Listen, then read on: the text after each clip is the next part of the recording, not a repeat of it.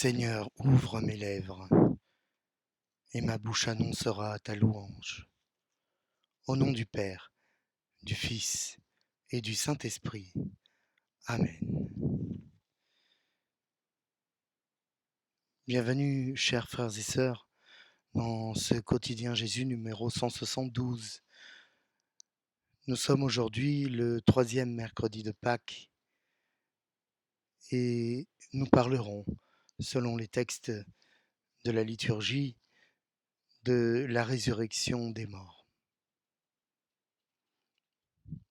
Bienvenue à toutes et tous, bienvenue aux nouveaux, bienvenue à tous ceux qui prient pour nous et pour lesquels nous prions. N'hésitez pas à mettre vos commentaires, mais dans ces commentaires, j'oublie souvent de le dire, n'hésitez pas à mettre les prières, vos prières, et nous pourrons confier vos prières à toute la communauté et à la prière de la communauté. Comme chaque jour, prions pour les enfants malades, pour les enfants atteints d'un cancer, pour la petite Alba, âgée de quelques mois. Demandons au Seigneur une guérison totale. Demandons au Seigneur de donner à la famille force et courage pour affronter cette épreuve. Nous te prions aussi, Seigneur, pour toutes les âmes, celles des défunts, afin que tu les délivres de la mort, pour celles qui sont si éloignées de toi et celles qui stagnent dans le purgatoire. Oui, espérons et bénissons le Seigneur, il est bon, éternel est son amour. En lui, rien n'est impossible. Seigneur, prends pitié. Ô Christ, prends pitié.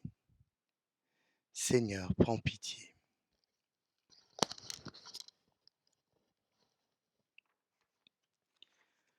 L'enfer, le purgatoire et le paradis, voilà des sujets qui ne sont pas sortis de l'imaginaire de Dante, mais des vérités de foi révélées elles-mêmes par notre Seigneur Jésus-Christ dans les évangiles.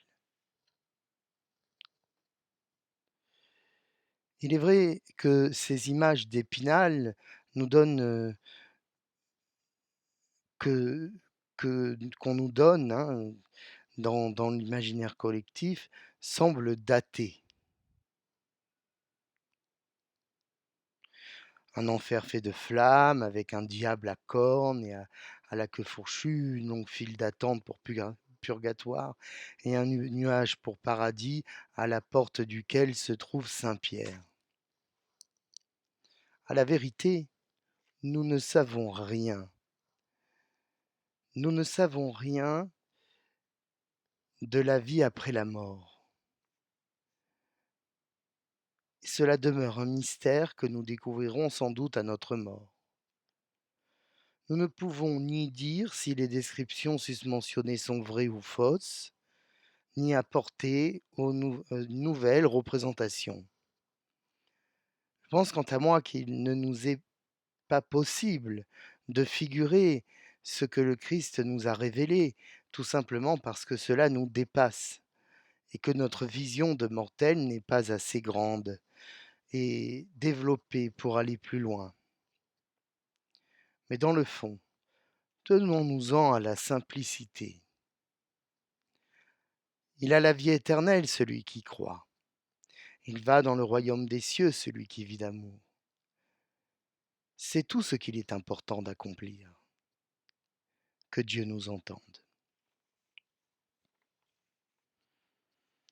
Aujourd'hui, dans les Actes des Apôtres, nous voyons la suite de la mort d'Étienne, dont je parlerai tout à l'heure.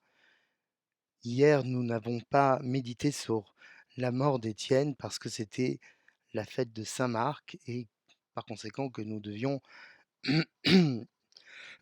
lire les textes en lien avec cette fête.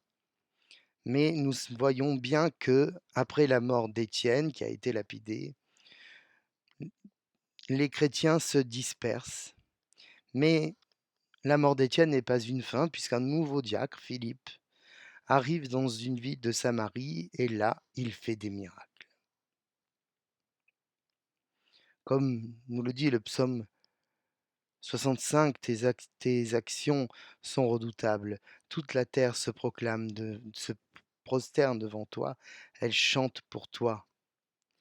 Oui, le Seigneur règne à jamais par sa puissance. Nous lisons aujourd'hui dans l'évangile de notre Seigneur Jésus-Christ selon saint Jean au chapitre 6. En ce temps-là, Jésus disait aux foules, moi je suis le pain de la vie. Celui qui vient à moi n'aura jamais faim. Celui qui croit en moi n'aura jamais soif. Mais je vous l'ai déjà dit, vous avez vu, et pourtant vous ne croyez pas. Tous ceux que me donne le Père viendront jusqu'à moi. Et celui qui vient à moi, je ne vais pas le jeter dehors. Car je suis descendu du ciel, non pas pour faire ma volonté, mais la volonté de celui qui m'a envoyé. Or, telle est la volonté de celui qui m'a envoyé, que je ne perde aucun de ce qu'il m'a donné, mais que je le ressuscite au dernier jour. Telle est la volonté de mon Père, que celui qui voit le Fils et croit en lui ait la vie éternelle, et moi, je le ressusciterai au dernier jour. Nous acclamons ta parole. Louange à toi, Seigneur Jésus.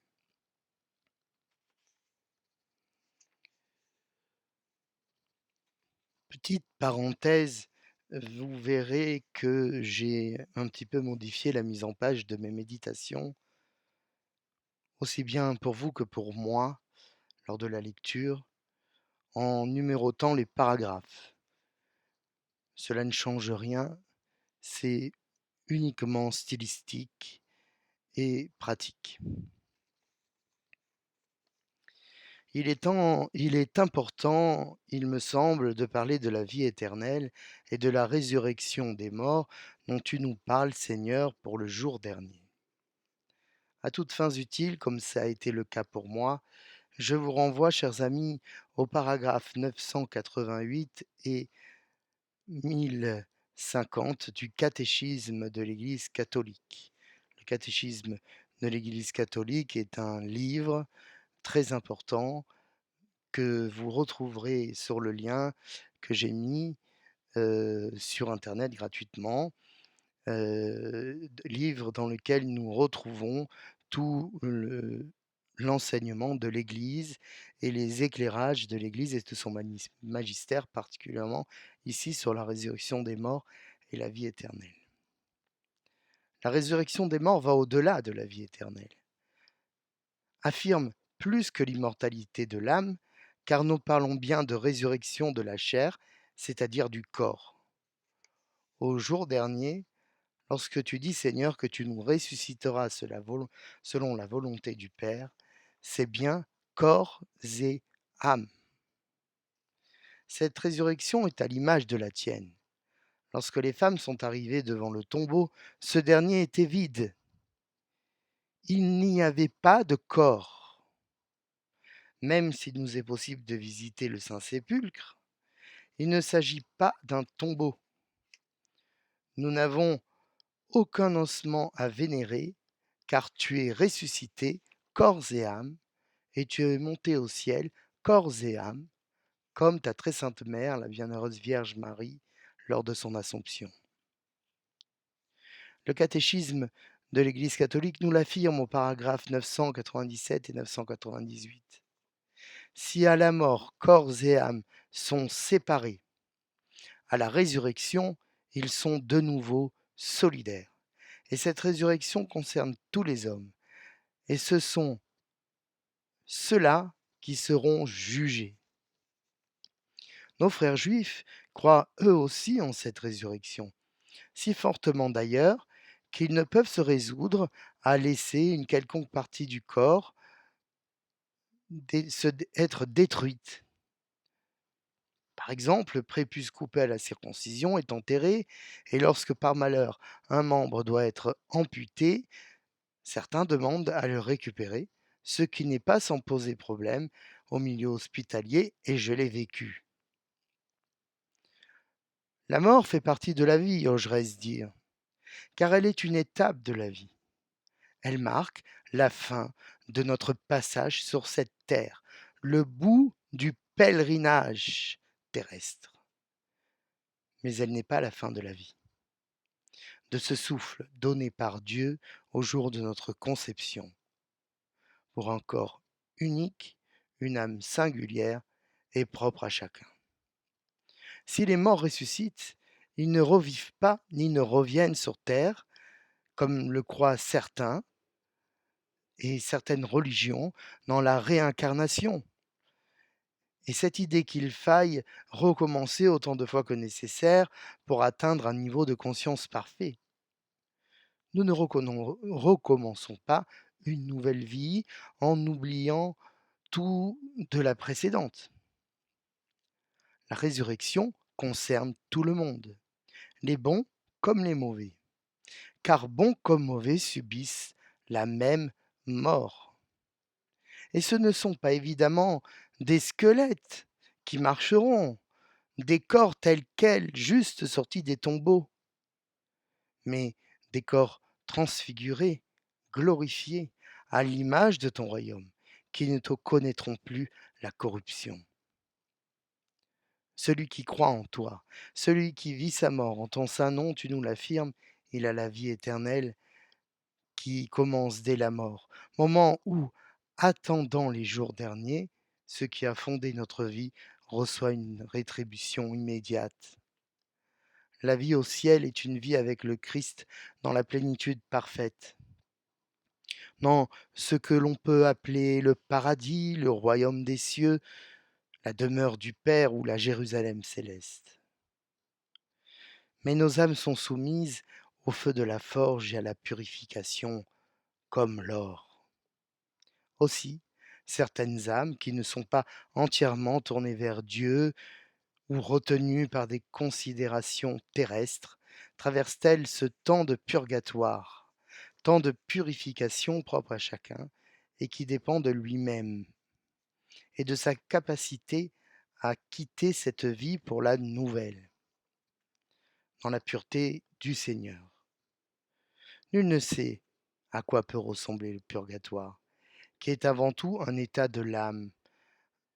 En revanche, nous savons qu'il existe et que prier pour les âmes du purgatoire les aide à avancer. L'enfer semble une vision désuète, venue d'un autre temps. Certains nient son existence. Pourtant, même si nous n'en connaissons pas grand-chose, nous savons que des âmes qui refusent de s'unir à Dieu sont éloignées de la lumière et finissent dans les ténèbres. Chacun est libre ou non de s'unir à Dieu. Cette liberté a des conséquences, comme en ont les péchés mortels et gravissimes. Cela n'est pas la volonté de Dieu qu'on finisse en enfer, mais la non-volonté de l'humain de reconnaître l'amour de Dieu. Et nul n'est prédestiné à l'enfer de fait. Nous ne pouvons donc présumer de qui est dans la ténèbre ou non. Tant est grande la miséricorde divine, tant son amour et sa propension au pardon sont sans limite. Lorsque tu reviendras, Seigneur, dans la gloire au dernier jour, alors tu jugeras vivant comme mort dans une vérité d'amour. Et chacun répondra de sa relation avec ce même amour. La mort d'Étienne, premier diacre, lapidé pour rien, est un exemple de mort béatifique, de mort dans la foi en toi. Tandis qu'on le lapidait, Étienne, tourné vers toi, te voyant dans le ciel auprès du Père, ne cessait de te prier, dans une grande miséricorde pour ses persécuteurs. Peut-on seulement rêver mieux, nous qui sommes à sa suite? Non, la lapidation, évidemment, mais la mort dans ta contemplation.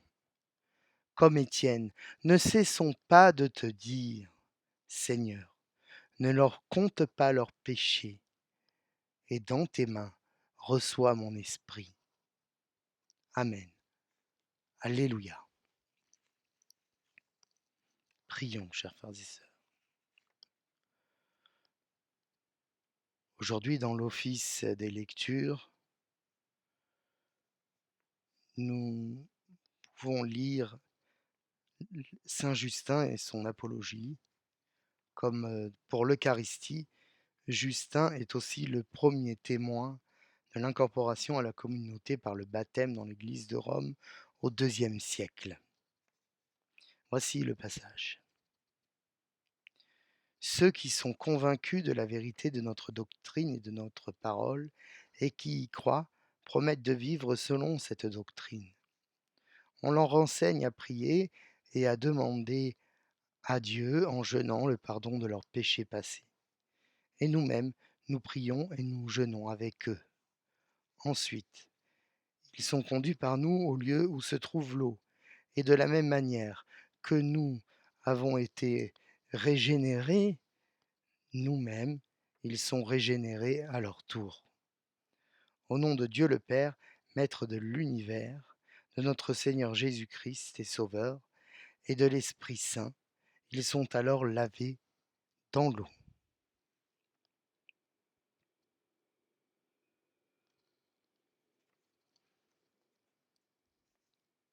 Viens en secours de ta famille, Seigneur. Sois généreux pour elle. Tu lui as donné la grâce de la foi, accorde-lui aussi une part dans la résurrection de ton Fils. Amen.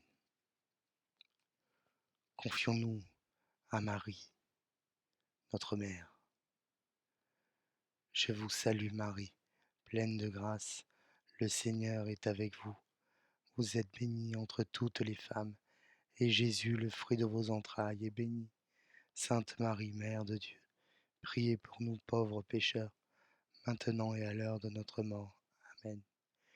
Gloire soit au Père, au Fils, au Saint-Esprit, comme il était au commencement, maintenant et toujours et dans les siècles des siècles. Amen. Ô mon Jésus, pardonne-nous nos péchés, préserve-nous du feu de l'enfer, et conduis au ciel toutes les âmes, surtout celles qui ont le plus besoin de ta divine miséricorde. Je vous souhaite, chers amis, un bon mercredi, un bon temps de Pâques, un bon temps de résurrection. Demandons ensemble au Seigneur de nous combler de sa bénédiction, lui qui est Père, Fils et Saint-Esprit. Amen. À demain.